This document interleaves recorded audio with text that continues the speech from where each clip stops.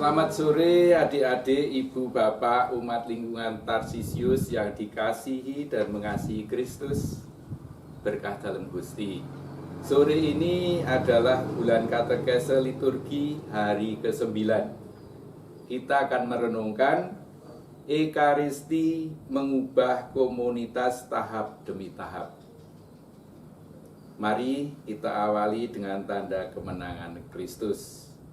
Dalam nama Bapa dan Putra dan Roh Kudus. Amin. Semoga Allah beserta kita sekarang dan selama-lamanya. Ibu bapak yang terkasih dalam Kristus, ketika memulai karya pastoralnya di paroki Ars, sebuah desa yang kecil dan miskin, Pastor Maria Vianney mendapati umatnya yang malas ke gereja. Hidup susilanya buruk. Sukanya pesta pora dan minum-minum sampai mabuk. Gedung gereja tidak terawat. Halaman gereja ramai buat dansa dan pesta. Pastor Vianney tidak putus asa. Menghadapi umat yang begini itu, dia melakukan banyak doa di depan sakramen Maha Kudus dan bermati raga. Ia bisa tahan tidak makan 3 hari, dan kalaupun lapar, ia hanya makan kentang rebus yang sudah mulai berjamur. Pastor Vianney bertekun dalam doa dan mati raganya dalam waktu yang lama.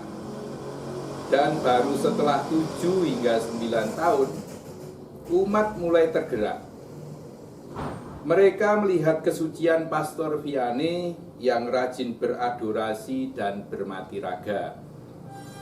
Pelan tapi pasti, banyak orang bertobat, mengakukan dosa dalam sakramen tobat, hingga akhirnya Ars menjadi tempat penziarahan yang amat terkenal di Prancis, di mana orang ingin menemui Pastor Vianney yang suci untuk bertobat dan menerima sakramen tobat.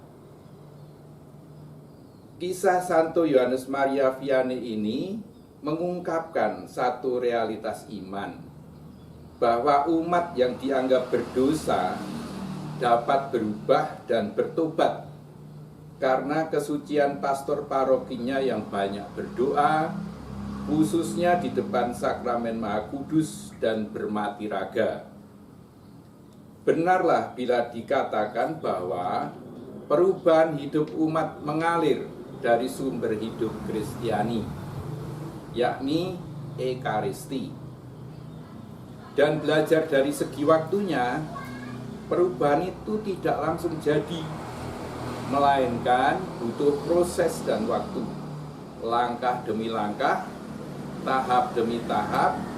Persis itulah yang dimaksudkan para bapak konsili yang berkata, hendaknya sambil mempersembahkan hosti yang tak bernoda, bukan saja melalui tangan imam, melainkan juga bersama dengannya.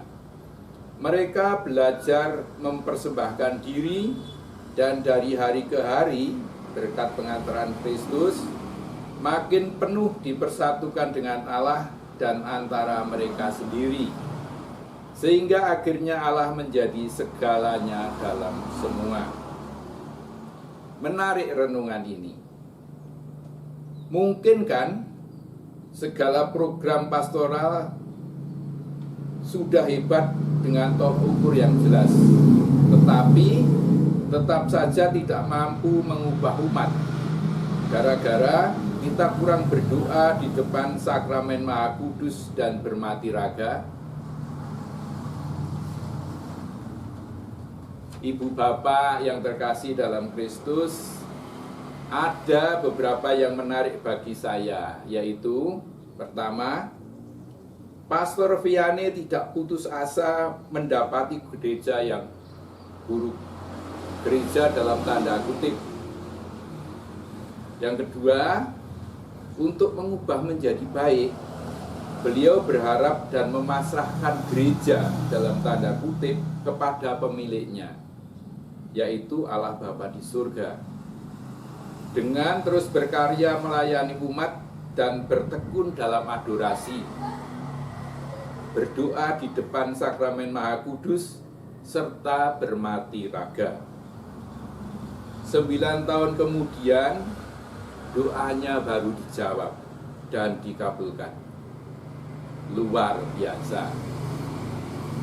Yang ketiga, umat yang amburadul dianggap berdosa pun akhirnya berubah dan bertobat berkat kesucian gembalanya yang tekun beradorasi, bermati raga. Jadi, hidup umat berubah menjadi baik, mengalir dari sumber hidup Kristiani, yakni Ekaristi. Yang keempat, perubahan itu tidak instan, tidak langsung jadi, melainkan butuh proses dan waktu. Iman kita pun untuk menjadi kuat perlu proses terus-menerus seumur hidup. Dari kisah di atas, refleksi bagi kita adalah, sudahkah kita bertekun dalam doa, beradorasi dan bermati raga? Demikian adik-adik, ibu bapak yang terkasih yang dapat saya sampaikan. Kemuliaan kepada Allah, Bapa, Putra, dan Roh Kudus, seperti pada permulaan, sekarang, selalu, dan sepanjang segala abad. Amin. Dalam nama Bapa dan Putra dan Roh Kudus. Amin. Selamat sore, berkat dalam Gusti.